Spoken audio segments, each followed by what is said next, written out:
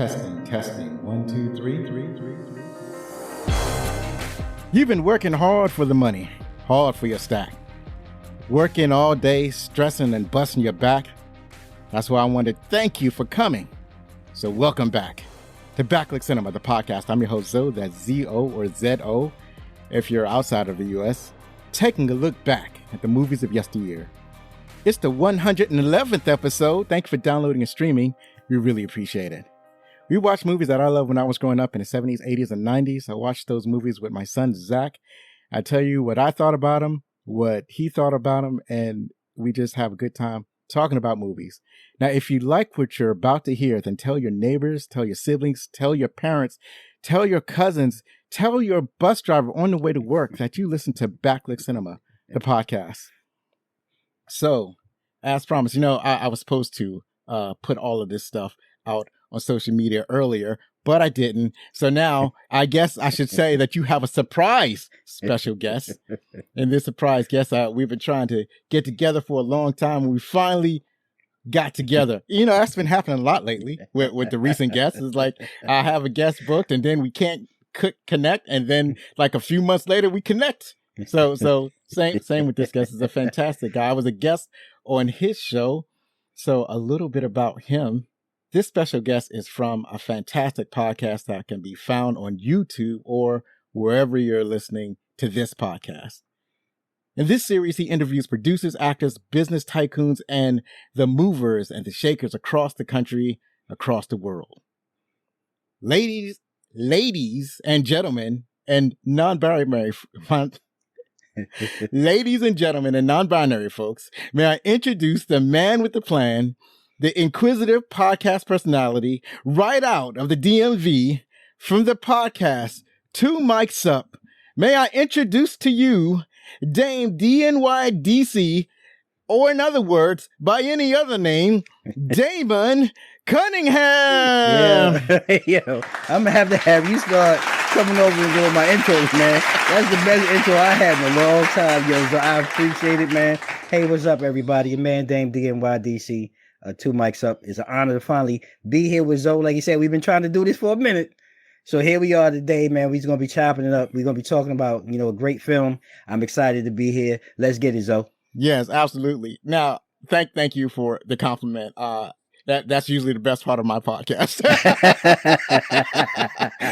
The introduction of the guest, because I'm going to ask you a few questions in this interview segment. Now, you are a consummate interviewer. Me, not so much. My audience knows this. I always preferences. I'm going to ask these questions. They're going to be common, like lowbrow, unintelligent questions, but I'm going to throw this out there anyway. I have to have content for my podcast, so this is how I do this. Okay, no problem. So, my first question is, where do you find your guests? Like, what's the criteria? How do you decide to get guests on your show, and where do you find them at? Well, so I'll put it to you like this. So when we first started out, so look, first of all, thank the Lord, we're going into our 5th season. And I do want to say, you can find us now on TV. We are actually on the Mogul TV Global Network. You can get it on your Amazon and Roku devices, or you can watch it online at themoguls.tv. So I just want to throw that out there. But when we first started, this was really my wife's idea. And what we used to do is, I like to think of myself as the uncle in the backyard that everybody has, right? You have that one uncle that's sitting in the backyard at the barbecue that's talking all kind of smack, right? But it's talking about things that we all as people, generally when I say people of color, the things that we talk about at the table. So we sit down on Tuesday nights and we would throw out ideas about different type of guests that we would like to have on about these topics. So then we would actually, early on, we would reach out, to our guests just to inquire to see about, feedback. So that kind of grew. And once that kind of took off, now we're at a point where now we have a lot of, CEOs and business owners that are actually reaching out, inquiring how they can get on the show now. So it's made life a little bit easier now, where now, in your early stages, you're really trying to search and find, where now, the people are actually starting to search and find us. So it's really going full circle. And I'm just blessed to be able to continue to bring that story, because everyone has a story to tell. Everybody has a business owner, entrepreneur, whoever it is. Everyone has a story to tell, and that's what we're all about. Oh, well, that's awesome. So at first, you were reaching out to people, and now you're in a position where people are reaching out to you. Yes, sir. That's awesome. That's pretty good. Yeah. And people, your name is getting out there. People know you, and they're like, "Let me get on Dame's show." Hey, It's time they blow up. Hey, let's do it. Look, we trying to do this together, man. It's all about, it's a partnership, right? Even like you and I, man. The episode we were doing, I really wanted somebody in the community that was local, right? And we reached out to you, and I hate to say, so we had a couple of people prior to you. Okay. Right? Life happens. Right. Schedules change. Right. Things fall through. So then it became a thing. It was like, well, I already got this on the books. I got to reach out and find somebody. It was really important to me to find somebody local here in the DMV, man. And when we connected, man, it was a great episode, man. I like I said, I really appreciate you joining me on the show. Yeah, I was glad to be there. So on to the next question. How do you figure out what questions that you're going to ask your guests? Because that's obviously where I struggle with. So maybe I'm just asking for advice. Nah, honestly, so I've gotten to a point where, and if you're going to do this, and this is just my personal opinion, this is fun for me. It's entertaining for me, but this is real. Like, I want to make it as authentic as possible. So there is a level of education in it. You have to dig into whoever it is, whether it be you, myself, a celebrity guest, CEO. There is some education that has to go, and I do like to deep dive and kind of read and try to find out things that you would be surprised at. Like, man, how did he even know that? Or, where did that question come from? So there is a level of taking time to really dive into each guest, and that's the part that people don't see when it comes to podcasting. It'll be easy right here if I'm doing, and I hate to say it, if I'm doing a jokey joke show where we clowning all day long, I can clown with the best of them. But if you're trying to get information about a person and you're trying to help pull out a person's story, there has to be some time invested in getting to understand that person, to know that person, and that's how I develop my questions. Oh, well, that's brilliant. That's brilliant. Mm-hmm. So you do a little research, and you ask questions based on that research. That makes sense. Absolutely. Yeah. That's at least I tried to do that a little bit. So, what was there's a little, I don't want to call it a controversy, but among podcasters, I would say there's a conversation about whether or not a podcast should be on video or just audio only. So right now my podcast is audio only. I know that video podcasts are a lot of work. So I'm not at that point where I'm going to put, I don't really have the time to put in that work, and I respect people who are able to put their podcasts on like YouTube or whatever. So my question to you is, has your podcast always been on YouTube, or is this something that you transitioned to? No. So again, being blessed having a team. So when I say a team, so my wife, she's my backbone. She runs everything behind the scenes. My daughter and my soon-to-be son-in-law, they do a lot of my graphic works and different things. So when the show first started out, I had no intent or no intention to be on video, right? But when you're seeing your numbers starting to grow, and one day my daughter came and said to me, she was like, "Dad, I'm telling you, you're going to have to do video because people want to see the voice of the person behind the show." And for like the first two seasons, I was very hesitant and very reluctant to do it. But we moved with the pandemic, the way the pandemic was moving, and it was kind of at its height. It became a thing where everything had become video driven, right? Everything had become visual. So I really felt like if I was going to be able to continue to have some type of success, I had to break down and kind of get in the video. So we jumped into the whole YouTube channel and started, and honestly, it's not that difficult as people seem. The backside is hard, the preparation and getting to that point of creating your own channel. But really, if you're already kind of sitting and doing it in a manner where you have video capability, the hardest part is learning how to edit, right? And that's where it takes the most time. I've been blessed. I got to a point where now a lot of my shows are doing one take now. So there's really not much editing. So it just makes it that much easier just for me when I'm done, upload, do your cover, throw you a few blurbs in, you're done. Right. But I really felt like I had no choice to stay relevant and to have an opportunity to really go the video route. But I'm like you. I didn't want to do it. Right. And also, you're handsome. You got good hair. You speak well. You're not doing a lot of and redundant words. Hey, do you know how? Hey, but if you go back and check the early work, and you sound like my wife. My wife is like, hey, you gonna have to stop with the and again though, it's repetition, right? So it's like I would sit and go back and I would listen to myself, which I hate. But it's one of those things you learn. Okay, how do you get into a flow? How do you get, and this became a thing. Look, I'm gonna be me. Right. And that worked. Yeah, you're like me. I do hate listening to myself. Like, especially the early ones. I would edit the show, and then even after editing the show, I would actually listen to the show after I had published it to see what I sound like. Yep. And I'm also blessed in that most of my equipment I was able to get used to, and then I was able to upgrade certain things. Right. So now I at least sound good, if anything. Like my conversation might not be great, but at least I sound great doing it. Nah, man. But yeah, you're right. It's like it's like I'm editing and listening to. It's like, I got to listen to this ogre. It's like, and then sometimes I'll call into other podcasts, and then I suddenly hear my voice come on because it's a podcast I listen to. And I'm like, ooh, wow. I didn't realize I was going to sound like that. Hey, man, but yeah, you sound good. You got a good radio voice, and you got a good podcast voice, and it's just repetition, right? Yeah, that's all it is. It's putting in work like anything else. Yeah, I that's what I'm doing, right? So, speaking of research that we alluded to earlier, checking you out, you noticed that your favorite album is The Illmatic by Nas. Your favorite historical person is Marcus Garvey. Yes, sir. And your favorite book is The Shack by William P. Young. So I wanted to specifically ask you about that. What in general is that book about, and what drew you to it? So I'm not a very religious man, but I do believe I'm a very spiritual man. And really, in the briefest take that I can walk, just understanding about the journey that this man went through, with his family and dealing with some loss and tragedy, and really his disdain for God, or how, it became a thing. But as you walk through the book, it shows you about, the Holy Trinity, and how and my takeaway was how you're wrapped in that shield of the Holy Spirit. And everything that we do, your subconscious, that tingling feeling that you get, all of these things are really wrapped in, to God, and takes you into it, and it shields you in that Holy Spirit.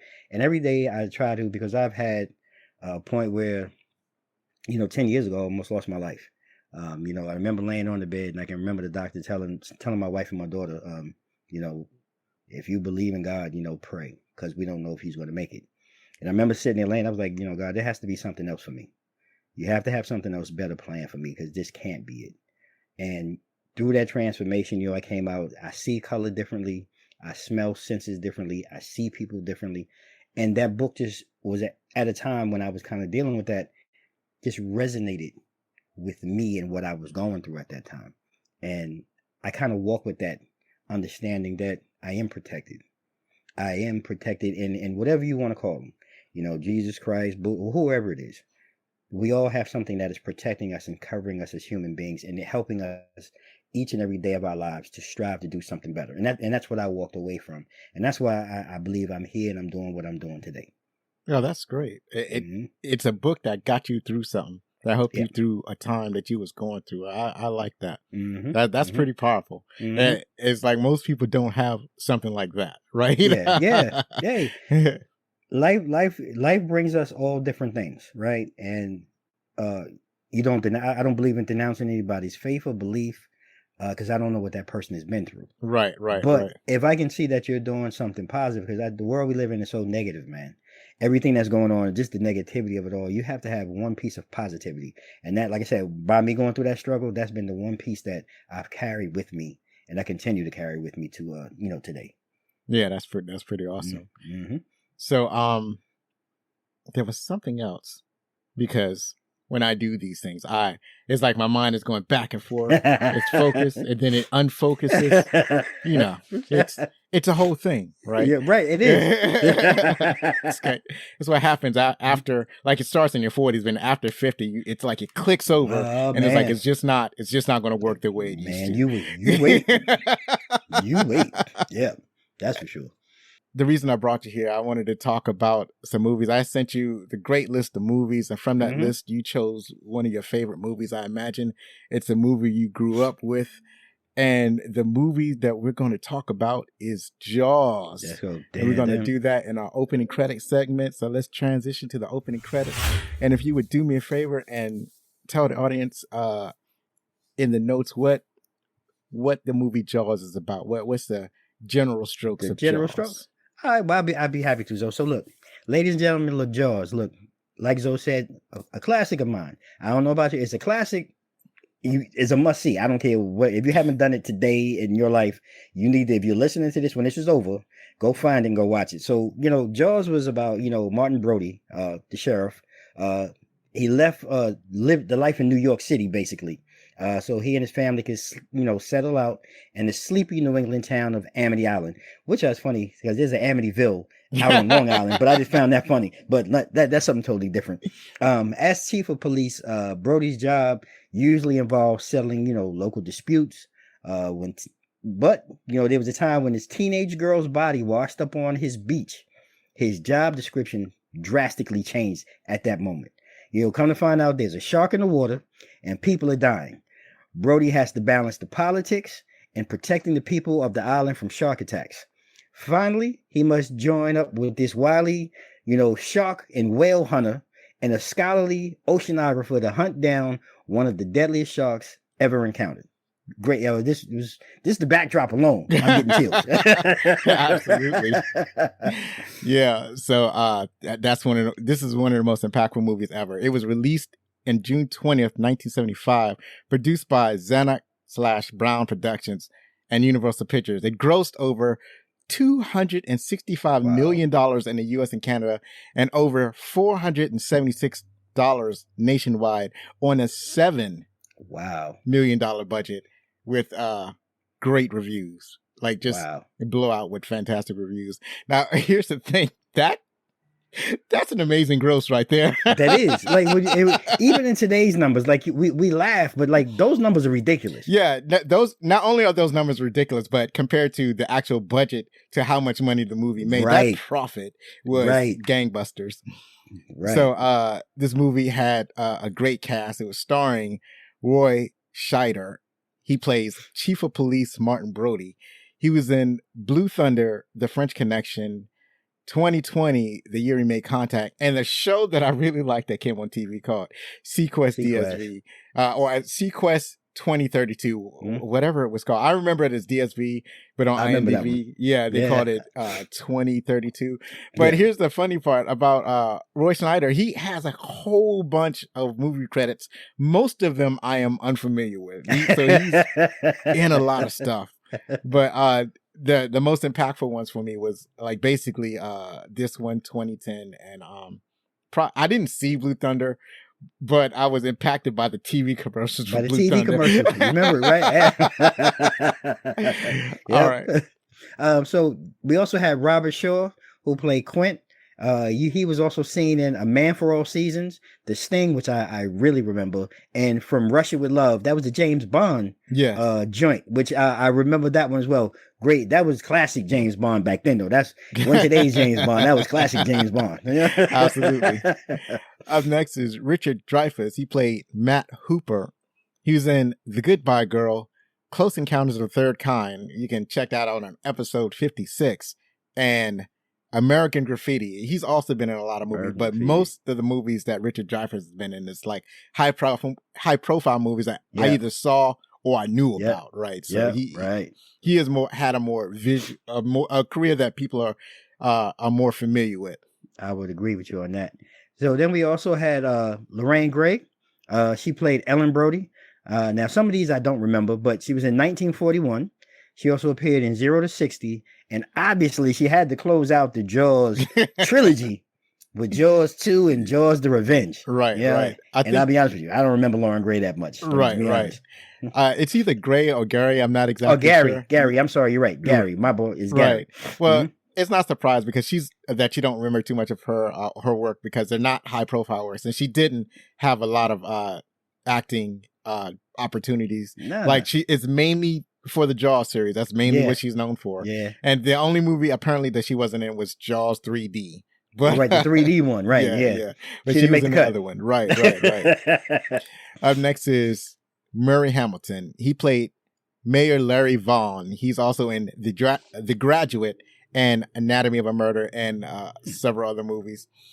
He's very good. Just the classic, consummate, slimy politician. Yeah, and he was grimy and slimy. He played that one. He fit that to a T in that one. I mean, he was like this dude. Like, here he come again. Somebody smack this guy. Right. No, I was just gonna say he reminds me of today's politics. Hey, I'm not gonna get. Never mind. I'm not gonna say it.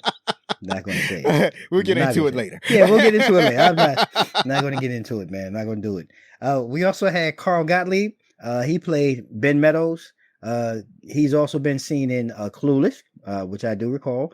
Johnny Dangerously as well. And I believe you also talked about him. Or was that episode 88? That is correct. Okay. So Johnny Dangerously, he's in that's one of my favorite movies. And then when I saw that he played the Doctor, I remember the Doctor. That's one of those iconic scenes. The Doctor is basically offering deals for Johnny to help heal his wife. His I mom. remember. Yes, his mom has like heart problems. It's like, well, I got a half price on heart surgery.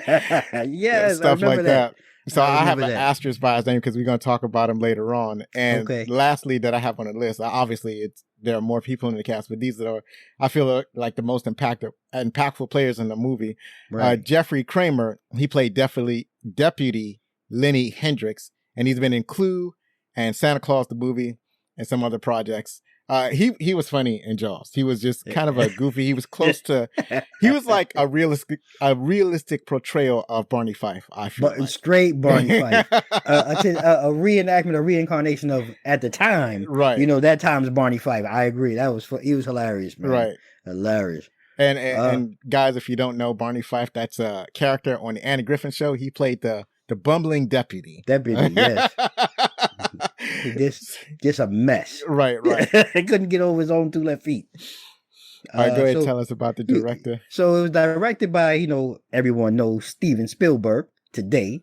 He's also directed the Sugarland Express, The Great Raiders of the Lost Ark, which you've also done a conversational episode about in episode 13, if I'm correct. You also had E.T. the Extraterrestrial. I remember E.T. when I was a kid.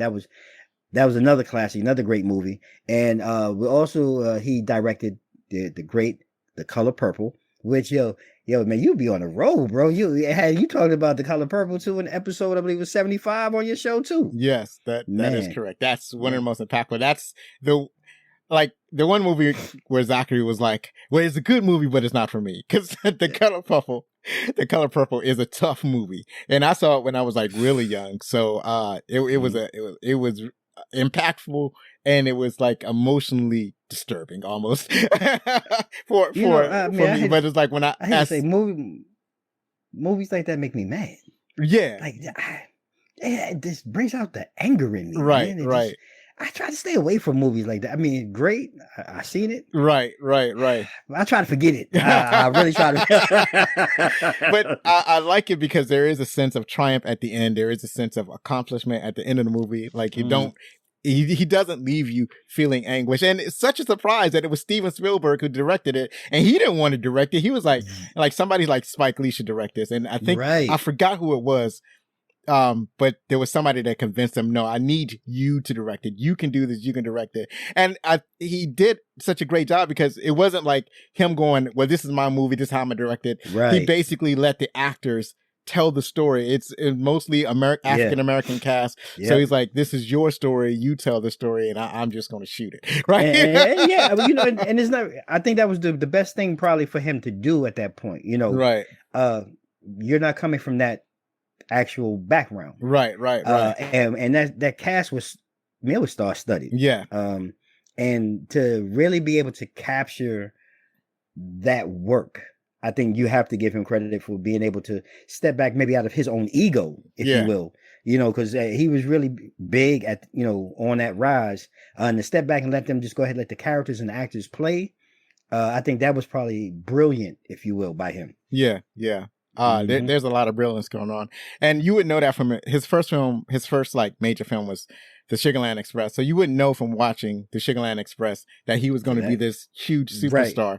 Right. But his second movie was at the time the biggest box office smash, which is Jaws. So that's right. Jaws. Like, it's almost like he learned from his mistake in Sugarland Express and did a course correction.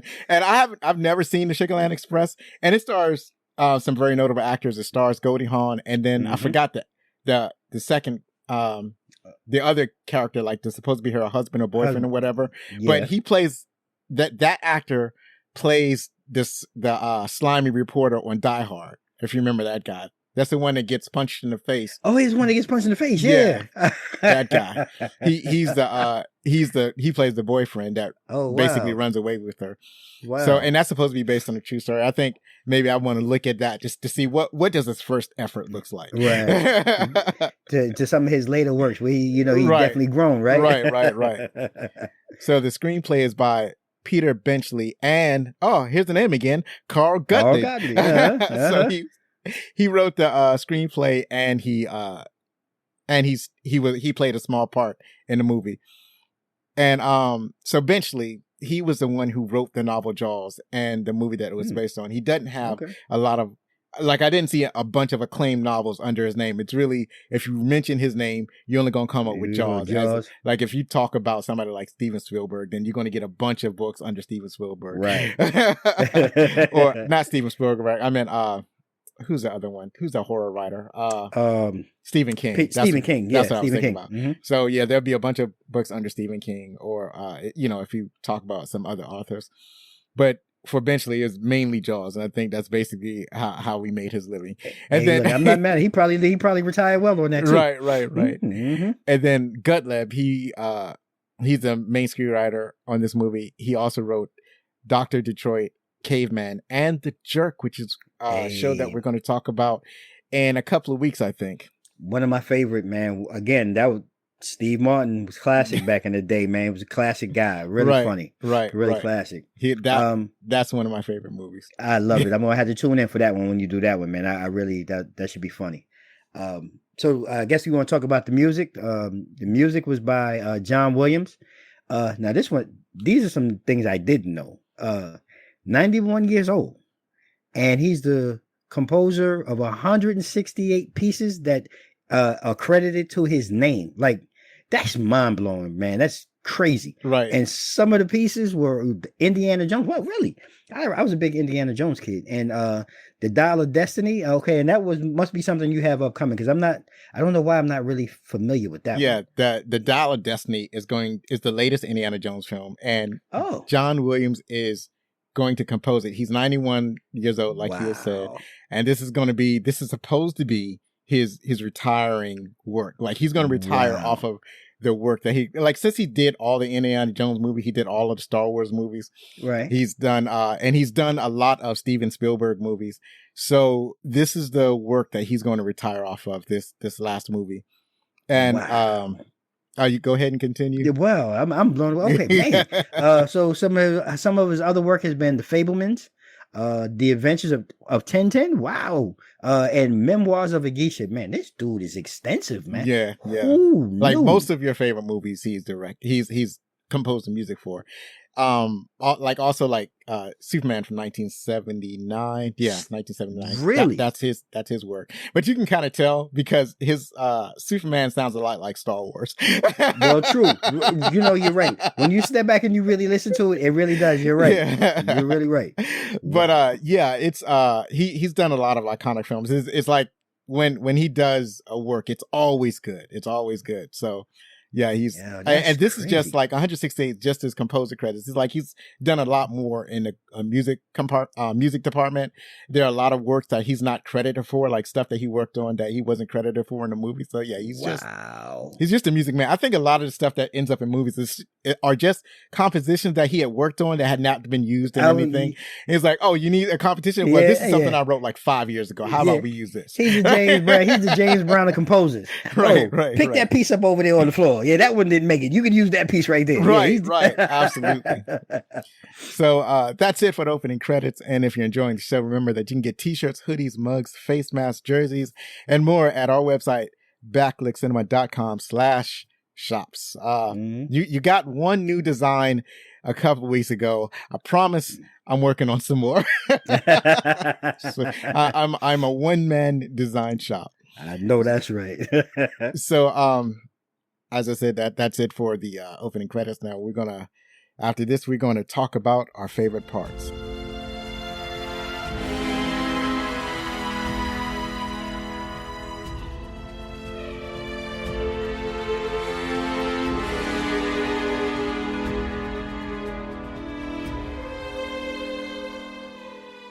All right, we're back. We're going to talk about our favorite parts of the movie Jaws. Here's a funny thing. As I watch movies, I like to take notes because we mentioned my memory earlier. It's not that great, so I like to take notes so I can talk about effectively my favorite parts of the movie. Now, what interestingly happened is that I took the notes and then I lost the notes. I had no idea what I wrote. I mean, I can remember kind of like the broad strokes of what I liked about the movie, but I don't remember. Like there was specific things I wanted to talk about that I missed. And here's another thing. In watching Jaws, I realized I had not actually seen the movie before from beginning to end. Like I had only seen pieces of it, but I never actually, I was like, and this has happened a couple of times before. And it's either that or a movie that I know I've seen before, but have absolutely no recollection of. Like I don't remember the beats of the movie, don't remember who was in the movie, don't remember, like it's like watching this movie for the very first time. But in this case of Jaws, and the thing about Jaws is like it was so popular when I was growing up, people talked about it so much, and you would see pieces of like when it came on television, I would see pieces of it, but like not the whole film. So I would see the same scenes so often that it felt as though I've seen the movie because like I basically knew the story, I knew the beats, I just never like actually watched it from beginning to end. It was like part of a spoken word mythos or something. It was part of the spoken word culture in America. So, but what I did was, so I watched some reviews and think pieces on Jaws on YouTube, and I reconstituted my notes from that. There you go. That's where you got to be creative. Absolutely. So, why don't you start off? Tell us what was one of your favorite parts about Jaws. Man, wow. So there's probably two that I can think of really off the top of my head that stand out to me. So there was the one where there's the scene where the shark attacks what is it? Is it Mark Hooper, like when he's in the cage? Yes. Yeah. Under the water? Right. The intensity of that scene, for me, like when I still think, like that's kind of one of the first things that jump out to me, just the action and the intensity. And I want to say, I remember reading somewhere, and I meant to go back and verify if this was true or not. So that scene, the way that it happened, an actual great white shark showed up during the filming of that scene, and that was really a real great. It wasn't Bruce, the mechanical shark. It was an actual great white, and it was so intense that they actually kept that scene instead of cutting that scene, if I remember correctly. So, like that's like to even think that was actually real. Now that would probably explain why it was so intense. You know what I'm saying? But that one stood out to me. And honestly, the what was it? The first. Well, not the first scene, but I guess it was kind of like the opening scene where the young boy was attacked and killed by the shark. I think it was the visual of it. I think for me at that time coming up, like you really didn't have that type of visual. And then like, you know, cause I was a beach goer and a beach lover. Like that's one of those is like, whoa, wait a minute. This is what's going on at the beach. It's like, so those two scenes in particular, like two of my favorite, and they stand out to me the most. Right. Off the top of my head. Right. Now, one of the things I loved about the movie, the thing that for me that makes the movie is the music. Like it's the music, that the score is the most iconic thing of all. When you hear the theme music for Jaws, that's basically a stand-in for Jaws. Like most of the movie, you don't actually see the shark, but you hear the music. So you hear the strumming of the string instruments, dun dun dun dun dun dun dun. When you say he's coming, it's just like you're basically dead, or you're going to lose a body part. It's basically that's happening, and that was one of the most impactful things about the movie. When you hear that, basically ratcheted up the tension, and I really enjoy how they did that. And it's really you don't really hear it used as effectively that often, right? And then another thing that was kind of surprising to me is that the touching moment that you had with Brody and his son. So there's one moment in particular where Brody is like, he's home and he's like stressing out over the work. You know, you got the shark attack, you got the mayor trying to keep the beaches open while there's a shark that's obviously in the water that's being all territorial and attacking people. Right. And it's like he's trying to figure out how he's going to deal with all this. And his son is like imitating his frustration. Like Brody has his head in the sand and his son puts his head in the sand, and then the father leans back and the son leans back, and it's like the son is just imitating his father. And I just thought that was a sweet moment. That was a touching moment, and I somehow didn't expect that when I was watching this movie. Yeah. You're right. Yeah, that was a real touching moment, man. Right. Mm-hmm.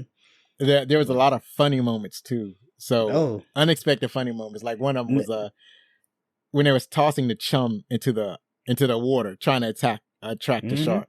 Yeah. So he's like they got Scheider or Brody dumping the chum in, and then you had Quinn. He's like basically captaining the ship, and Brody doesn't want to throw the chum in the water. He's like, how about we get Cooper down here to throw the chum? And he's like, Cooper has to drive the ship. And he's like, I could drive a ship. Right? Like, why am I doing this here? Get them down here. Right. And then it's at that point that he's one of the first times you see Jaws or the shark. I'm calling him Jaws. Everybody called him Jaws when I was growing up. I didn't realize that wasn't his name. All of a sudden you see Bruce come up. Right. Bruce. Exactly. And Bruce like looking director. It's like, out of nowhere. And then Brody just happened to turn to see, and he like jumps back. And the first thing he says is, "We're going to need a bigger boat." Yeah. And that was iconic. Right. It's an iconic line. What I didn't realize is that he kept saying it. It's like, how about we get a bigger boat, man? Come on, let's get a bigger boat. And he's like, it's not going to work, man. This boat is not going to work. Right. And then he's trying to call the Coast Guard to help out, and Quinn takes and destroys the radio. So at that point, he's gone full Captain Ahab. He was done. He was done with it. He was done. Right. And there was this thing I saw about the essay. It was great that it talked about. So one of the things was that they covered each other's weakness. They all had strength and they all had weaknesses. So Quinn's his strength was that, he's obviously a skilled shark hunter. And so, he's the best at what he does. He can kill the shark. He actually, when he went to the town, the mayor was first offering $3,000 to kill the shark. And he says, I'll do it if you give me $10,000. Like otherwise he wasn't going to go in the water. Like, and the other one was, so he's great at shark hunting, but he's kind of like, he's a little bit crazy and unstable. And Brody, he was inexperienced, like totally useless in the water, but he was like a stabilizing element to that team. Right. And then Cooper, he was the basically the knowledgeable oceanographer. He brought all of his expensive equipment. And then it showed that at the end of the movie, like Brody was able to bring the best of both worlds. So he was able to combine, like one of the things that Cooper, is it Cooper or Boomer? I'm not even sure if I'm saying his name right. Hooper with an H. Yeah, Hooper. Yeah. Hooper had brought along a bunch of equipment, and one of them were these gas canisters that kept getting in the way. Yep. And so Brody realized that that's when he shoved the gas canister in the mouth. That was what Hooper brought. And then Quinn had all of his equipment, including a gun that he tried to shoot the shark with a gun, but it wasn't working. But but Brody was able to get the gun that Quinn had and shoot the canister in the shark's mouth that Hooper brought and killed the shark. So he was able to bring everything together at the end of the movie. So I liked the way the story was kind of like brought together. Like you had different elements in disparate parts, and then how it slowly starts to come together at the end of the movie. Yeah, I agree. I think you hit it on the head. You know, Brody was the glue, if you will. And then you had this guy that was kind of like a loose cannon, kind of unpredictable. And then you had someone who was strong and steady, but wasn't really sure. Right. If this was going to, and as the story went on and unfolded, Brody was the glue to the whole thing that was able to really move the chess pieces on the board, if you will, and kind of make things happen. So I like how you put that together, just because I never really, as you were talking, I was like, dang, he's right. Didn't really quite catch it from that aspect, but you're 100% right. And that's a great analogy. I didn't catch it too until I watched the video. Also, so what did you think of the mayor, Mayor Vaughn? It's back to what you said early on. So I'm going to say, like, I compare him to, we had a recent number president, 45, I believe it was. There are great similarities in that mayor and this gentleman that had held office here in our country for a while. There's great parallels and similarities. It was all about the summer dollar, money over people, and just the, I won't say blindness, but he was his doggedness, if you will, of money over everything. And how important it was. And I understand, being a beach and travel and all of that, but he didn't give a darn about nobody's life. He was all about the dollar.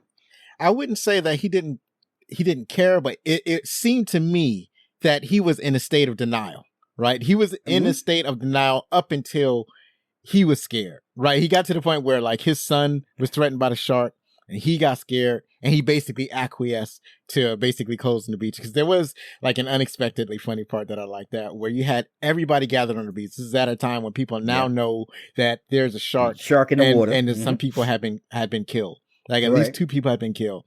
So you got a whole bunch of people on the beach, and I'm not sure if this is before or after they killed that little tiger shark, but it may have been after. I'm not exactly sure. I think that's when they thought that they had got the the shark. It was so everybody's on the beach but nobody's in the water, and the mayor is going up to people saying, come on, you gotta get into the water. You gotta get into the water. Come on, everybody, come on, get into the water. It's safe. Gotta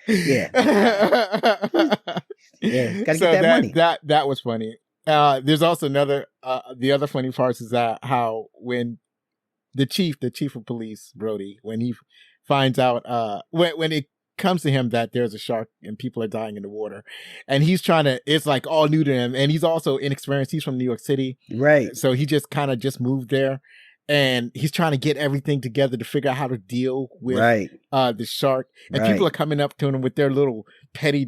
Everything's petty now. Everything is petty now. It's like, oh yeah, this dude is doing this to me, and I need you to do this. Chief was like, yeah, I mean, there is I gotta close There's a shark the in the water. Right. There's a shark in the water. I don't care what he did. There's a shark out here. It's like, I don't know. I gotta close the. And when he first tried to close the beaches, he's like, where are the signs? Like, we don't have any signs. Oh my god. Right. Go what get signs? some signs. Right. What signs? We don't have signs. We don't do no stinking signs. So yeah, that was all funny. We talked about the politics of closing the beach. So the thing is, you're exactly right on that front. It's it mirrors a lot of things that we see. That you were thinking about like the pandemic, and I tend to think about like what's going on right now. We just had a tragic shooting. Was it this past week or the past 2 weeks? And by the time 2 weeks, right, and then by the time this video come out, there might be another tragic shooting. It might not be at a school. It might be in a mall. It might be in a movie theater. You never know nowadays, right? I just saw this politician on TV, and it was from I think he was the mayor of that town, or he's from that district or something like that. And he was saying, or he may have been a governor. And a reporter had asked him about school shootings, and basically his response is, "Well, there's nothing we can do about it." And the reporter asked him, "Well, what if it were your daughter?" And he's like, "Well, fortunately, my daughter's homeschooled." And I was like, "Oh, this is somebody who strikes me who really doesn't care. It's like he really doesn't care. It's like, oh, my daughter's homeschooled," but it's like the problem is that he's forgetting about the shootings in other places, right? So, but that doesn't care. Yeah, so that's a problem, and that's kind of like what we're going through now. We got too many of these Mayor Vaughns in our governorships and in government church, in our presidency, in the Senate. We got too many of these Mayor Vaughns that are allowing these unfortunate events to happen. There's something they can do about it, but they won't. And it's not even they refuse to. Right, they refuse to. And this is the sad thing is if it's not affecting me, then it's not a problem. Right, absolutely. And it's like, and that movie showed the same thing, like you said. Right. It didn't become a problem, until his son is in the all of a sudden it became a problem because that's my son. Right. And he was everybody shaking. Else doesn't matter. Right, he was shaking. Right, he was shaking when he told Chief Brody because it's like he had to sign something for Chief Brody so that Brody could do because. At that time, Brody was like, "We got to hire this shark hunter. We got to hire Quinn. We got to." And it's like the mayor's shaking, but he signs the authority to hire the shark hunter to go and kill the shark. Did. So, I talked about. Hold on. There's So, what did you think of the? There's a famous speech that Quinn does when they're out in the water. And they many people refer to as the Indianapolis speech. Yes. Now, what I found funny about that speech is that it's one of those speeches because his accent is so thick in it, is that it's best with subtitles or watch it a couple times, right? In order you can get the nuance. So with that Indianapolis speech, rumor has it that when he first did the speech, he was so drunk that they couldn't even use it. So he came back the next day. And I guess, you know how we are as human beings. You have time to kind of think about yourself, your actions. Like he was probably like, man, I was smashed. But they said he came back the next day and nailed that clip in one take. Right. And they say he killed it. And I agree with you. Like, some of it, like sometimes you got to be like, what did he say? Right. But see, that's him doing the accent.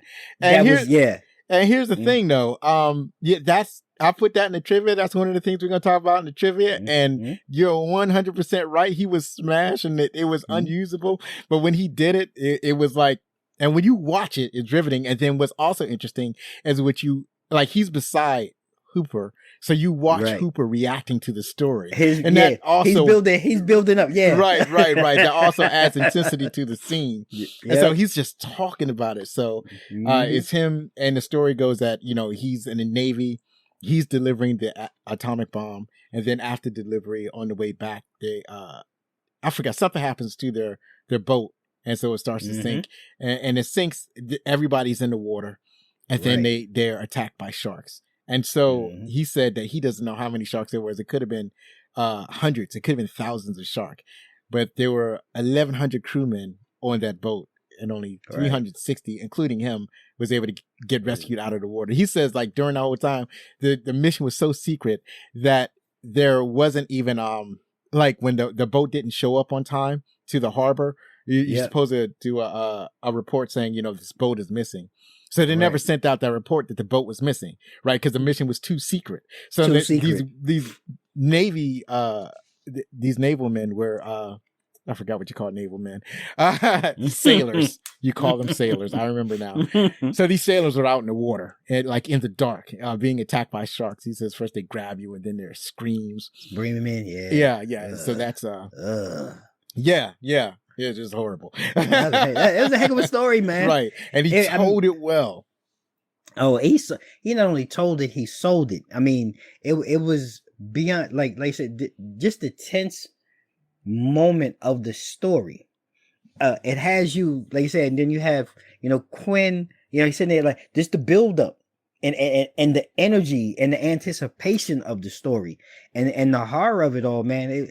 It just it's like woven fabric, and that's just one of those scenes that will forever be iconic in that movie. I don't care how you cut it. That it's an iconic scene. Right. Absolutely. Mm-hmm.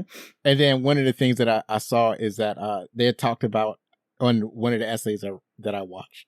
So how Brody is apart from the other two. So the other two, that you have Hooper is the oceanographer, and you have Quinn, he's the consummate sailor, the shark hunter, the whale hunter, the fisherman, and they're like sharing scars and all this kind of stuff, and they're kind of together, even though they don't like each other. They're kind of together, right? But they're bonding. It was a bonding moment, right? But even like when they first meet, they don't like each other. Oh no, but they're closer to each other because they're of the sea than Brody is to either of them.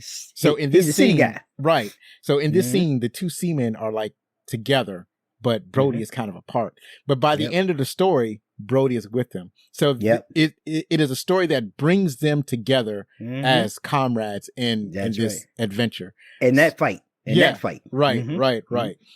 So all of the stuff where they're in the water and they see the shark and they're tying off like the burrows and shooting at the shark and all this other kind of stuff. All of that was great. I loved all of that part, because at first I didn't understand what they were doing, and then I saw that they was actually using the burrows to keep the shark above the water so that he couldn't, so the shark couldn't dive. So I loved all of that, and the reason I loved it is because I don't know what's going on. I don't know nothing about oceanography or shark hunting or anything like that. It's like, but they're explaining through their action and through context what is going on. So as I'm watching, I'm getting clued in. It's like, oh, they're using the burrows, because like when they put two burrows on the shark and the shark's still able to dive, and then Quinn is like, there's no way. There's no way. Right. Right. Like, this is impossible. This is impossible. Right. When you get to the point when Quinn is shocked, that's when, now we all got to worry. Now we got to worry. But you know what else I think was great about that too? So think about the context of, visually, you can't see in the ocean, right? So again, by putting those buoys and those canisters in it, it gives another visual context that now your eyes can relate to. Because so now it's making sense. So when you're hearing the background story, now it gives you more depth to what's actually going on. So when you see them, disappear, and then next thing you know, they pop up over here, it gives you that visual context too. And I thought that was amazing to add that, because you don't see anything in the water. Right. You can't see anything. Right. So to add that element, I thought that was great too. Right, especially since the barrels were light, bright yellow, right, to help them track the shark. Right. They managed to lasso or attach a third barrel to the shark, but I think eventually the shark breaks free of all three barrels. But that's that I liked how they use the context of their actions to explain the movie to the audience without being overly over explaining it. Right. So that's all. It married well. It really married up together well. So Brody's character, I like Brody's character arc. So that is, when you first see him in the movie, even though he's in a beach town, he does not like the water. He doesn't go into the water. I think he had like a bad ocean experience one time. So he didn't want to go back in the water. Even there was a time when they was trying to get everybody, when there was a shark attack, they're trying to get everybody out of the water. There are people are going into the water to rescue their loved ones, but he's like on the edge of the water. He didn't want to touch the water.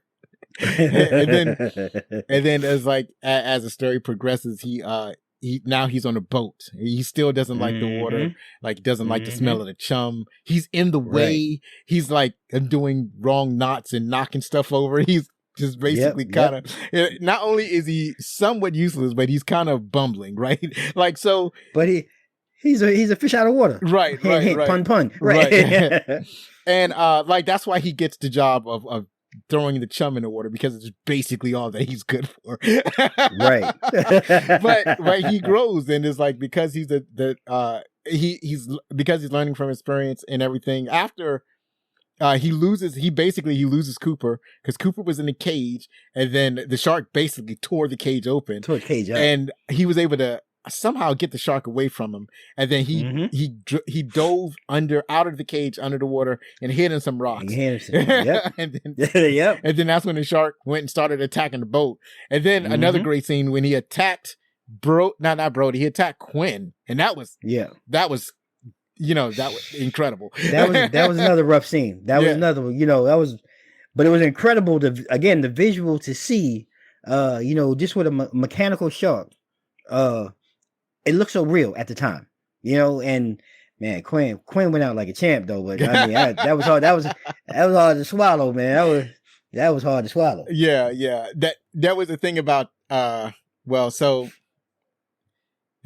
the shark attacks the boat, like he's like biting through wood trying to get it to people. It's like he's acting more like a mammalian sea creature than a shark at this point, because whales and dolphins have been known to harass boats, especially killer whales, and so the shark is harassing the boat, and then it gets to the point where he's basically just eating through the boat, and that's when he gets to Quinn. He's like eating through the boat to get to Quinn, and the boat is sinking, and then Quinn just basically flows into the shark's mouth. Yeah, right into his mouth. right. Then he just starts getting chomped. I was like, oh man. I was like, not Quinn. Like, come on, man, not Quinn. That was great. That was a great scene. Right. That was a great scene. Then what I didn't realize is that he basically predicted his own death. So there was when he was talking about how sharks gonna eat you, like first they're gonna chomp down on you, and then they'll swallow you whole. And that's basically what happened to him. Yeah. And so and then like at the end of the movie, that's when Brody basically says, all my life I was afraid of water, and now I'm not, and I can't imagine why. Right? So basically got over his fear of water. Yeah, that's a heck of a way to get over your fear of water. Right. Yeah. I mean, that was more than an invention, man. Right. Like nobody's signing up for that. I probably never want to go in. I would have turned my badge in. I would have turned my gun in. This is not for me. Right. So, any other parts that you can think of that you really liked about this movie? I mean, I think those were like the most iconic. Like, there's some other one, like, and you even touched on, like, so I talked about the young man, but even in the beginning, I think her name was Chrissy. The way that the first young lady was, I mean, just to be introduced to it, right, to the Jaws series in that manner, right? Even that was a heck of an introduction, right. Because that was. It was horrific in a sense because you didn't really know what it was. You never, other than a fin, right? You never really knew what it was. So to be introduced to it that way was pretty rough. It was graphic, even for those times. Right. And then you also told, just some of the humility, I guess, if you will, of family. I believe there was another scene, where his son was imitating him at the table. Right. So just looking at the humility, the human side and the humility of it all, and being a dad and being a father and being responsible for your family. And here it is, your son is mimicking you and the things that you do at the table. I found that to be really strong, because like, man, it's almost touching. Now we're kind of getting to what the movie is all about. Well, then this man's got to worry about his family too, right? So I thought that was touching. And then there was a part where, what was the lady? The lady that slapped the chief? Yes, yeah. Notice I knew exactly who you were talking about. Yeah. It was something about that scene. The anger and this, the manner that the community really felt like it was his responsibility to solve this, while he was doing his best. And we even in our time now, it's like sometimes your best is not enough, right? But people don't see all of what you're doing, right? So, you know what I'm saying? Right. So like just that scene was just kind of like that push and pull, that tug, and that slap. That all like just kind of is what I took from it. Right. And the problem was that the problem is that initially he wanted to close the beaches and try to kill the shark and all this kind of stuff. But then even the community, like they had a town meeting, the whole community was against closing the beaches because they're all about the money too. First it was the mayor who had told him not to. And and then the community came together and then they didn't want to. And then she came and she said that, you knew about the shark and you let people go in the water, and my son Right. died, and she slapped Right. him. And I was like, Yep. well, he didn't deserve all that smoke, right? Right. Some I of mean, that, the mayor should have gotten some of that smoke. And that was saying, like, you don't see what's going on behind scenes. He's Right. fighting the mayor, Right. you know, but you're putting it all on him, Right. like he's not doing enough. And I was just like, damn, that was cold blooded. Right. Like, Right. I was with you, you know. So it was very unbalanced, but it's so true and relevant in how, to me, how we always deal with things as a community and as people. We look at that person as like they're not doing enough when we don't know the whole backstory. Right. It just resonates, you know, with today's society. Even from that time, you know, the time period that we've gone now, we talking about, whew, man, we're talking about almost 40 years. Yeah. So, but it just resonates in how sometimes we in the community, we just really see the person in front. Right. You know, right, he's right. the sheriff, but we're not really understanding that, you know, he's got to deal with the mayor, and the mayor's giving him grief. Right. And fever, making it difficult for him to effectively do his job. Right. You know, and right. But he's the one that gets the smack and the slap. Yeah. Right. Mayor gets to walk away. So yeah, right. it was so cognizant to not really cognizant, but reminiscent of how we are still to this day. So right. Yeah, that was a great scene. Right. Yeah. Apparently, the lesson of this movie is that people don't change. At least that's what the lesson is now. Now, it's true though, Zoe. True. I will admit that when I compare this movie to more recent movies like Deep Blue Sea or The Meg, those two movies aren't as nearly well made as Jaws, but the special effects are better. So yeah, but not to say that, like, I'm not saying that, you know, like Jaws should be better, because the thing is, or at least the special effects of Jaws should be better. It's just that, like I didn't even know, it doesn't look like Jaws doesn't look fake. It looks like a real shark to me when I watched the movie. Everything was real. But in the newer movies, what they tend to do is that it's like they over animate the animals. Like it's like even it's like even much. More realistic than real. So and the shark attacks are more vicious because they all feel like if they're going to make a shark movie, it has to be more shocking than Jaws was. No. So that's one of the things I kind of noticed is that Jaws is like a kind of like a more realistic portrayal, and then these other newer movies, they're more like, well, we got to hype it up a little bit. Yeah. So I'm used to seeing the other movies, and then Jaws like, well, the shark is moving really slow, right? It's like kind of just going right along, but I appreciate it for what it was, because it did come out in 50 years ago almost. Yeah, right, man. I mean, like, you gotta give it some grace. Yeah, like, wow, it's been you're right. It's coming up on almost 50. That was what, 75, right? Yeah, 1975. So nearly 50 years. It's an old man of a movie. Wow. So so that's it for our favorite parts, and now we're gonna transition to the trivia. All right.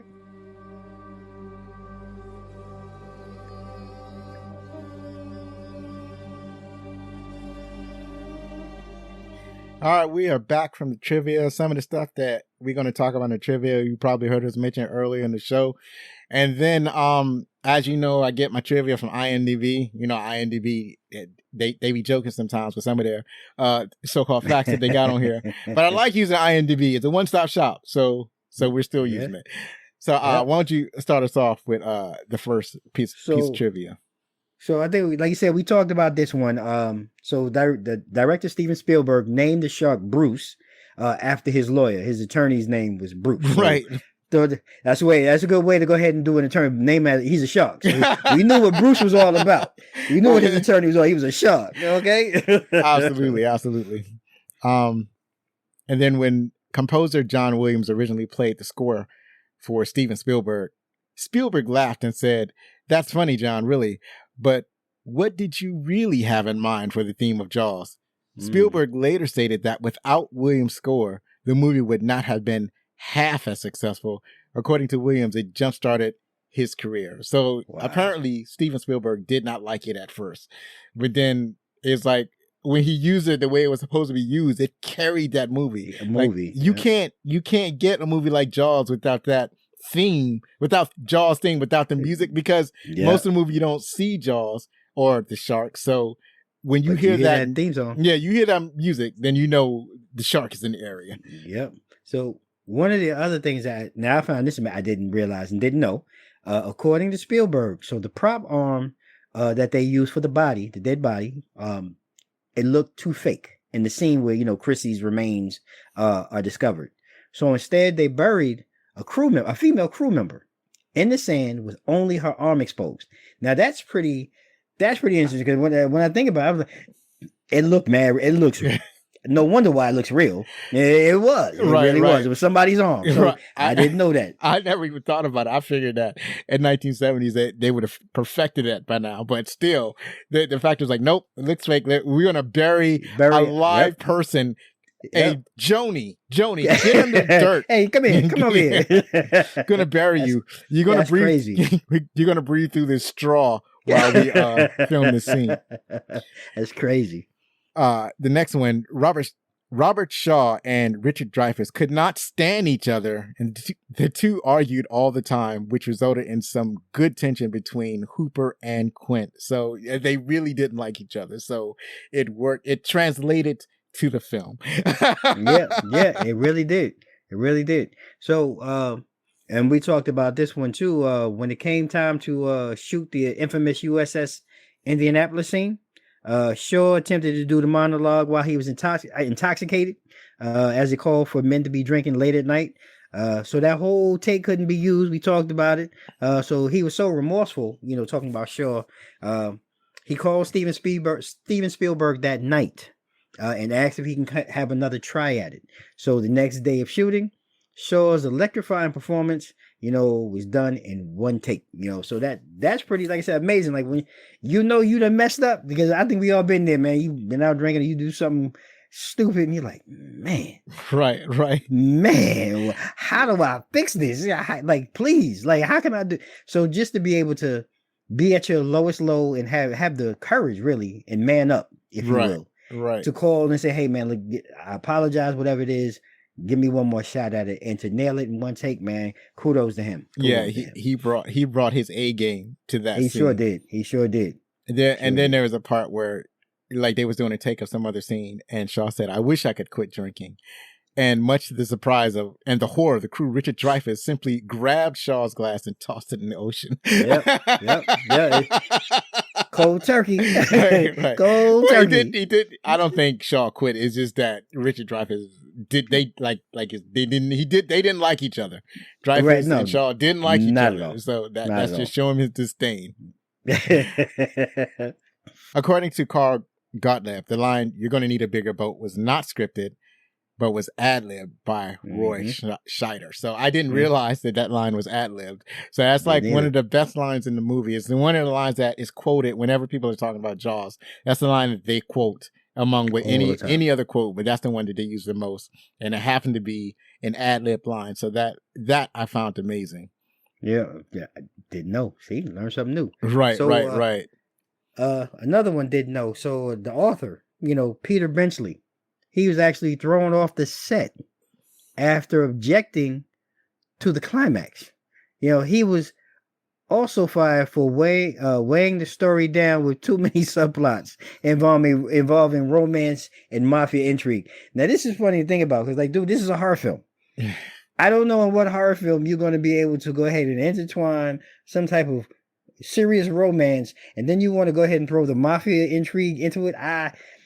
I'm glad, not to say I'm glad, but looking back on this, it's probably a good idea that they left those subplots out of the movie. Right. It's and here's the thing, right? This must have been the first time he's ever written a movie script, so he doesn't know. Like, this is something that I didn't add in the book. Let me put it in. It's like, no, we can't. Right. You're ruining the pacing of the movie. That's not how we do things in Hollywood. I guess he got too insistent, and so they had to fire him. Too much, man. You gotta go. Right. Now, although Spielberg considered Charlton Heston for the role of Brody, both Heston and Universal Studios showing great interest. The main reason Spielberg decided against casting Heston was because of this heroic roles that his current spate of movies, specifically Earthquake, which was nearing the end of filming during casting. With Heston also under consideration for the starring in the role in Airport 1975 as a heroic pilot who lands a crippled plane, Boeing 747, Spielberg reasoned that if Heston would have been cast, it signifies to the audience that the shark has virtually no chance against the larger-than-life hero. Like he defeated the Planet of the Apes. He's landing troubled airplanes. He's he's surviving an earthquake. It's like he's a superhero. It's like we know who wins in this encounter. I want to get somebody who might not make it, right? We're gonna peg this down a couple of notches, and we're gonna get somebody that's a little more believable. Right. That it really doesn't. You don't have full confidence in that he's going to be able to win. Right. But you're rooting for him to win. Right. I think that the only way that Spielberg probably would have hired him is that he changed the script to where Charlton Heston's character dies, right? So that's the only way that would work. It would probably be the only believable way it would work. Right. Or like he cast Heston as Quinn. That might work. Right? Okay. Now, that could have worked too. Right. That would have been a heck of a battle with his persona, if you will, at the time. Right. That would have been a heck of a thing too, man. Right. And this is, of course, the time when, you could get typecast as a particular type of character, or audiences might reject the actor or the film if an actor was cast in such a way that they didn't predict or couldn't appreciate. So true. So next one is so Spielberg said that when he read the novel, he found himself rooting for the shark because the human characters were so unlikable. And this kind of goes like we said, like depending on the type of cast, you're looking at them, right? Like I said, Brody was the type of guy who's like, hey, he's a lovable guy, but he's a little shaky. And then, you bring in like Quinn, like who's this drunken sailor who knows everything. And then you bring in this quasi guy. He's great as an oceanology, oceanographer and all these things, but like, he's a little wimpy. Right? So, these are characters like, you're like, I don't know but like you said earlier on, the three pieces made a whole. So yes, you end up really enjoying the movie, but I can see where he will come from because you're rooting for the shark to go ahead and just tear him apart. Right. And this movie is completely different, where you actually end up caring about all three characters. Like you don't want to see even Quinn. You don't want to see no harm come to Quinn. It's just like he's a little too rough and he's a little crazy, but you feel like without Quinn, they're not going to accomplish this mission. True. That's what you feel like. True. And that's why the movie works, and that's why, and of course you care about Brody because he has his family or whatnot. So you end up caring, and Brody is almost a stand-in for like the audience, because the audience feel like you're like, I don't want to fight this shark, Right. I don't want no parts of the shark. Right. Close the beach. Right. So Roy Scheider. I always like trip up because I want to say Snyder, but that's not his name. Right. Roy Scheider stated in an interview that in a scene where Lee Fierro, or Mrs. Kittner, smacks him in the face, she was actually hitting him. Apparently, the actress could not fake a slap, and so the 17 takes were some of the most painful of his acting career. Also, Lee Fierro stated in several interviews that in one of the takes, when she slapped Roy Scheider, his glasses fell off. So she was laying it on him, and they had to do 17 takes. She was slapping the snot out of him. I was like, my goodness. Now, to me, the slaps didn't look that hard, but I think it's just the accumulation and the consistency of the slaps, right? So look after two. Yeah. After two, I think I'd have been done. For 17? Whew. Yeah, man. There's a lot of that happening in Hollywood. On one of the shows I did, I think it was last week's Airplane. So there's a scene. You remember the scene where there's a woman that gets hysterical, and then the steward is trying to calm her down. And then the doctor comes and says, let me handle it. And then he slaps her in the face. So what happens in that scene? That was Leslie Nielsen. So he slaps her in the face, and that was a fake slap. But then he slaps her again. She wasn't expecting it. And he actually slapped her for real the second time.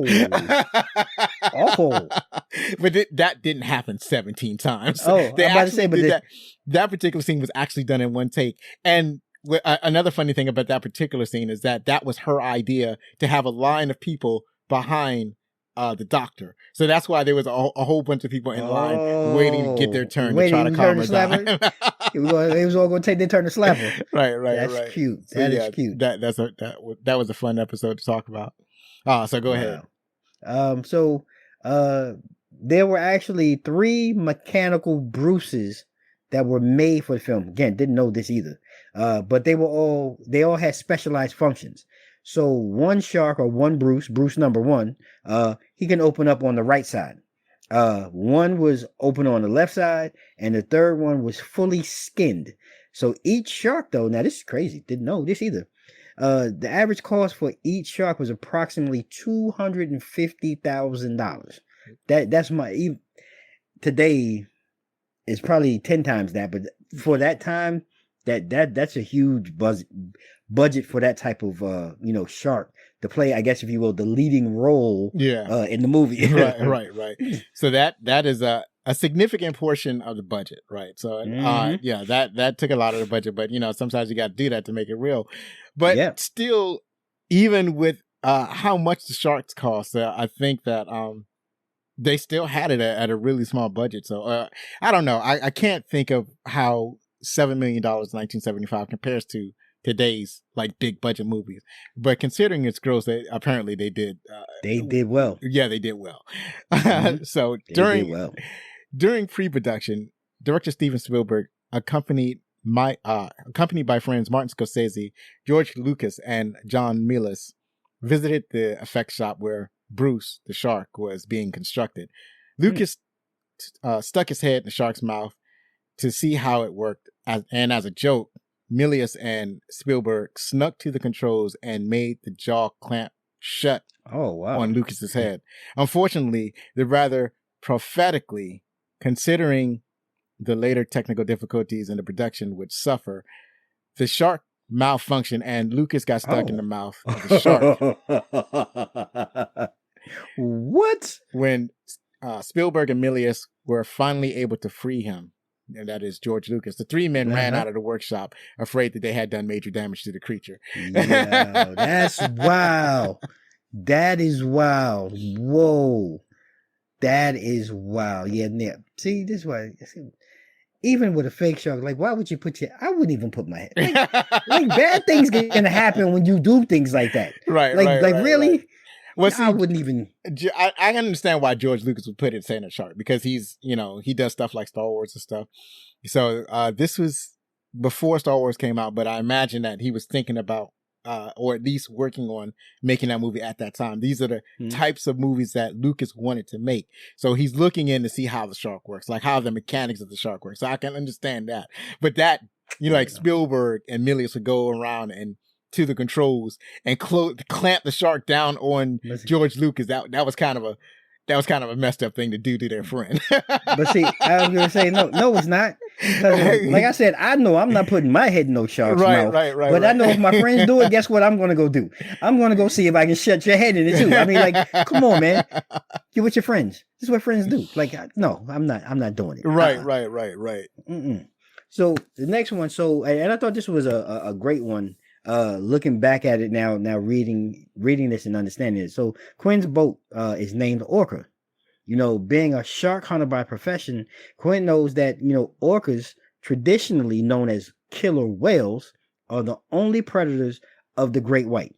And looking back at it, again, being younger, you don't really put those two together, but now kind of really understanding that and looking at it, he did hit his boat was the orca. Right. And understanding the ocean and the predatory state, I guess, if you will.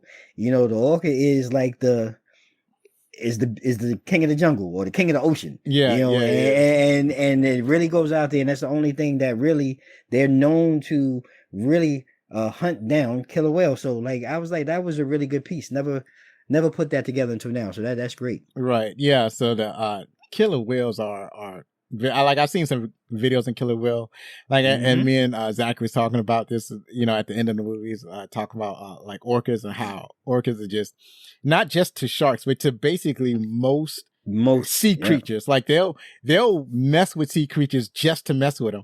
They'll like find a stingray and kind of like flip them up in the air just to be messing with them until they like go unconscious, or they'll kill him and then just leave his body there. They'll kill people for fun, or they'll kill sea creatures for fun.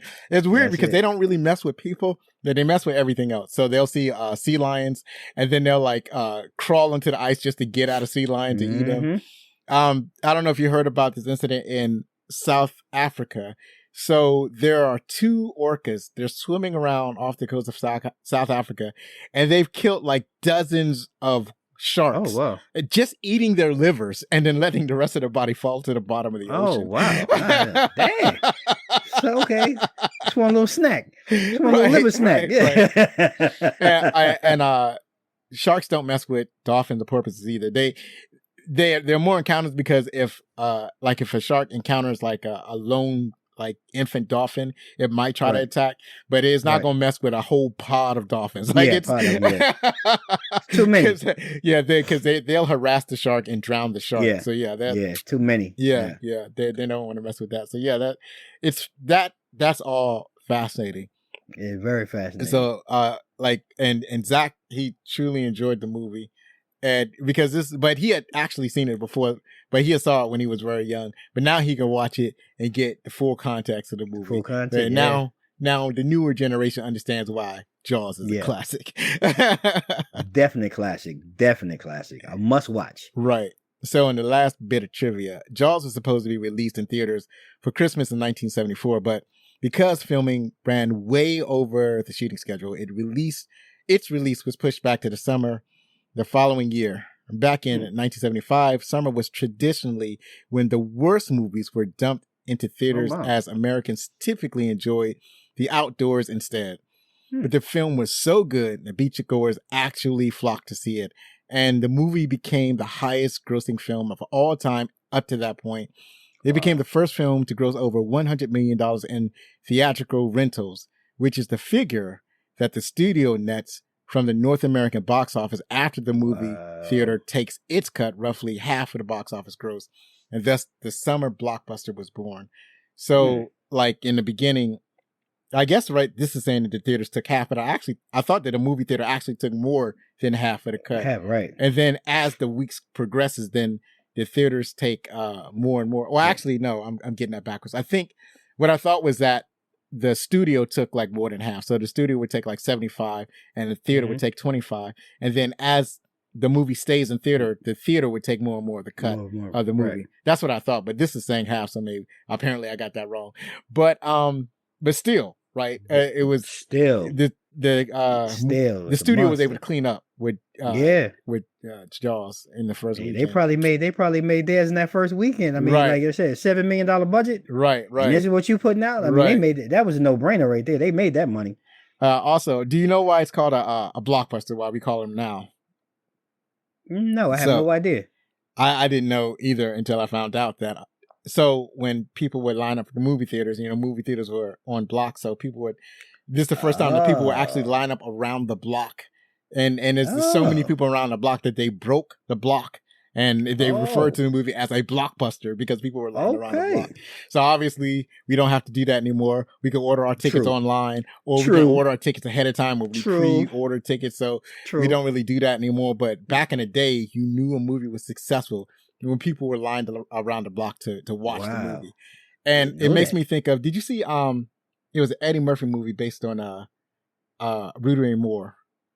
It's on Netflix, I think, either Netflix or HBO. The Dolomite story, whatever. Dolomite, yes, I see. Yeah. So that's how Dolomite knew that his movie was successful. It's because there were people lined up around the block to see his movie. hey, man, it's a blockbuster. Okay, the Dolomite was a bad dude too, man. Right. Keep it real. Rudy Ray Moore was a bad guy. Right. So that's it for the trivia, and up next we see what the critics thought.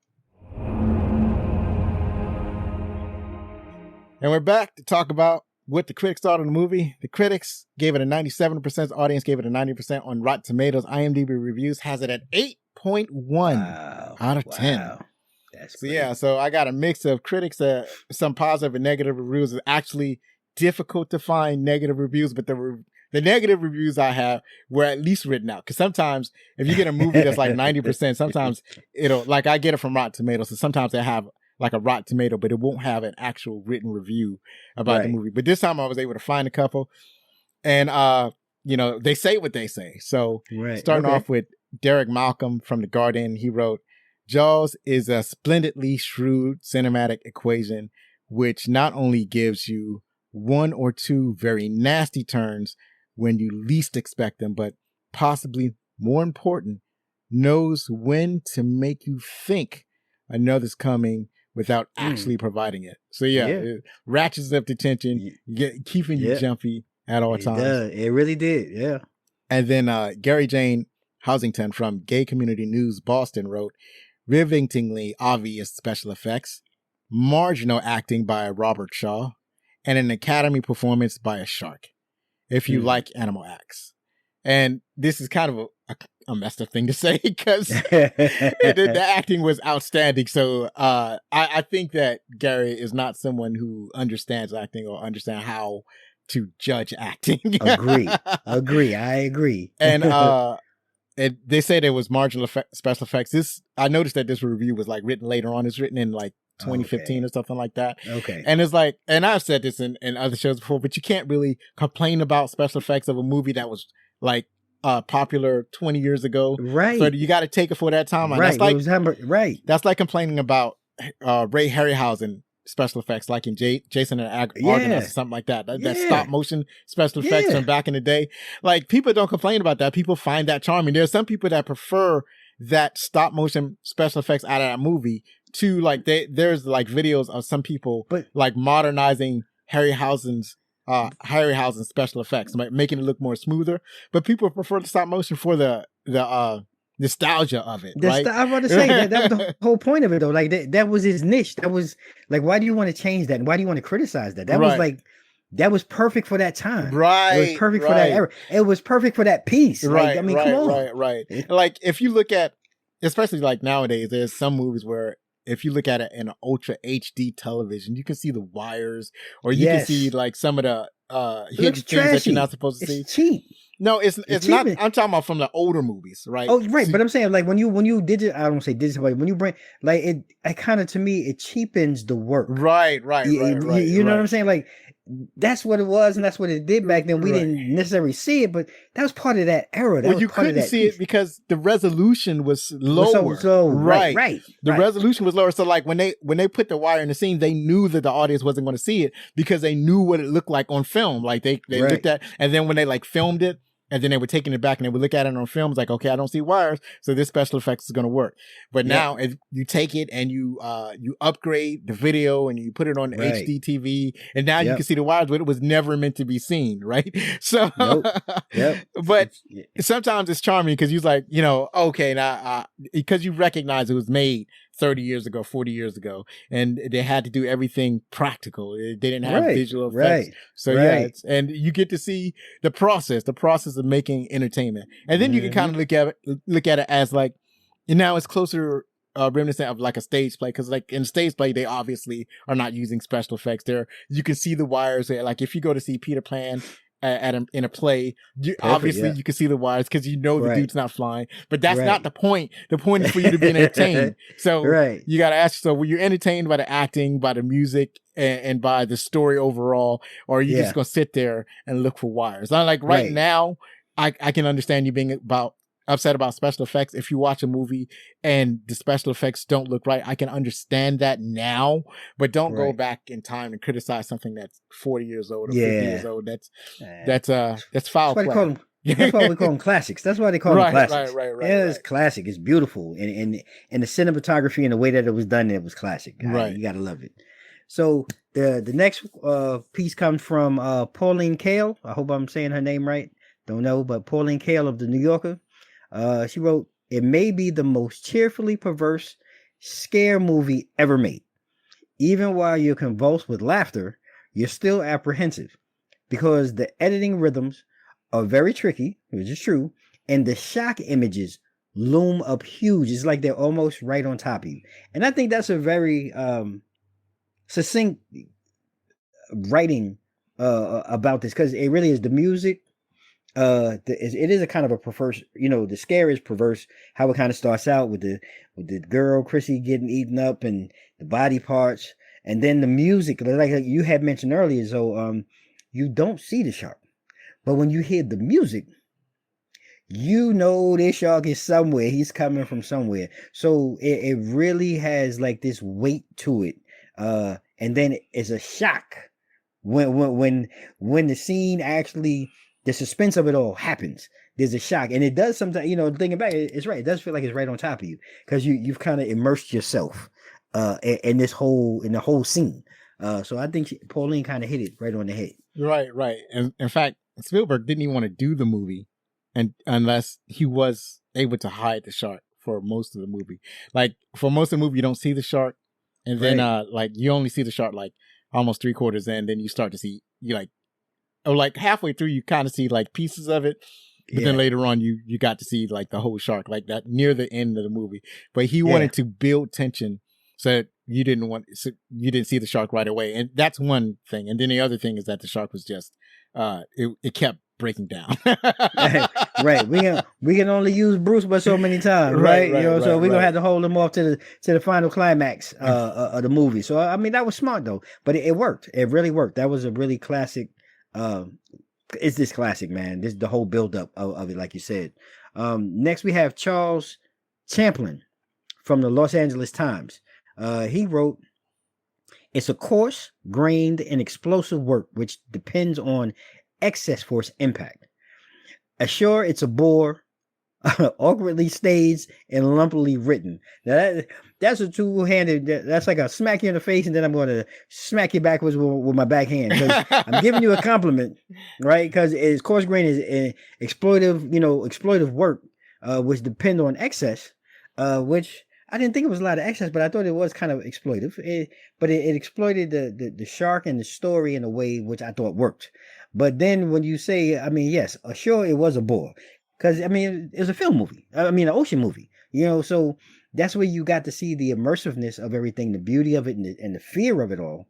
But to smack people backhanded, like it was lumpily written and awkwardly staged, I was like, I don't know, Charles. Maybe we're not really, we're not seeing eye to eye on that. Right. That right up. I really wasn't seeing eye to eye on any of it. Only that it might be exploitative, and it was because there was some complaint. I mean, after the film, people were like really afraid of sharks, and then there was some excessive shark hunting, and it was an inaccurate depiction of sharks because sharks are not actually territorial in the way that they depict in a movie, and it made people excessively fearful in that. Because sharks don't behave the way the shark in the movie behaved, so it's exploitative in that way. But as far as like, I didn't find any of this movie a bore. I didn't think any of it was awkward. And he talked about it was awkwardly staged. I feel like he doesn't know what he's talking about. So there was this one essay that I saw, and it's kind of brilliant. It's brilliant in the way that Spielberg works. So there's this one scene where Brody gets on a boat. He's on like a barge type thing. And he has to go to I guess some captain's boat or whatever to do he's going to tell him to close the beach or whatever. And the mayor drives his car onto the boat, and the mayor has like a couple of guys with him, and they're all surrounding kind of Brody and talking to him about keeping the beaches open, keeping the town open, and how important the summer is and the 4th of July and all of that. And then as the scene continues, and it's basically, the essay is about how Spielberg moved the scene without moving the camera, because normally in this moment you would either bring the camera closer as a close-up, but instead of the camera moving, the camera stays put the entire time. But what happens is that as the conversation gets more intimate, what happens is that some of the characters kind of like back off, and then there's just 3 characters. It's just Brody, the mayor, and some other guy, and then that final guy kind of backs off, and then they kind of turn their backs, and then as that is happening, Brody and the mayor step closer to the camera. The camera is not moving at all. It's just you can see the background moving because they're on the barge or that barge contraption. But now you have a close up. Now is the scene is extremely intimate. It's just Brody and the mayor trying to convince him. And now you see how important it is, how much gravity it is. And the funny thing about this particular commentary is that it played the scene without the sound, because his point was that even without the sound, you could tell how important the 2 characters was. And with the only context being how the scene moved and how the characters moved closer to the camera. And that just kind of expresses the genius of how Spielberg had, worked the shot. So to say that it was awkwardly staged, it's like, come on. Nah, man, no. I'm with you. I disagree. Like a lot of it, man. I think a lot of the scenes were poignant, and I thought they were brilliantly staged. Right. Throughout the movie to help tell that story. A lot of times, whether it be for Brody or be for Quinn or, even his wife, whoever it may be, I think they were brilliantly staged because looking back, each one of them had a significant part to play in the evolution of the story and driving the story. So I'm with you, like whatever he was looking at.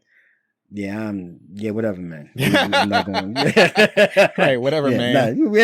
Yeah. So that's it for the trivia. I mean, not the trivia, the critics, what the critics thought. So finally, Jaws is, as of this recording, available wherever you stream or download movies. That's it for today. Next week, we take a look at one of the most impactful events in space exploration history, dramatized in an amazing film, Apollo 13.